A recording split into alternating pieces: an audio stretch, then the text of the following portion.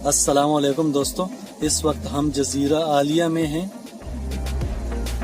और इस शिप के जरिए वापस जाना है सादियात में।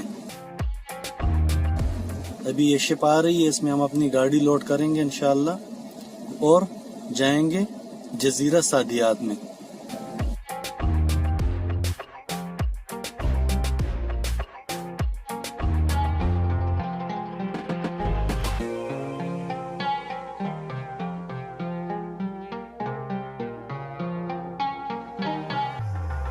ये बिल्कुल फ्री सर्विस है, 4 दफा दिन में आती जाती है ये जजीरा आलिया में, जजीरा सादियात से।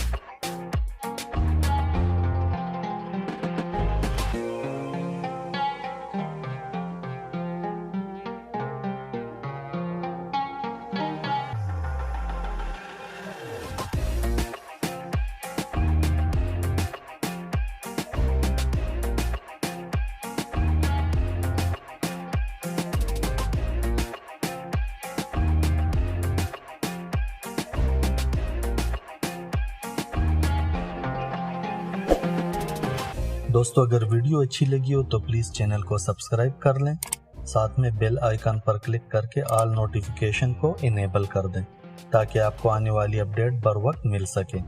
लाइक और शेयर करना ना भूलें। वीडियो देखने के लिए शुक्रिया।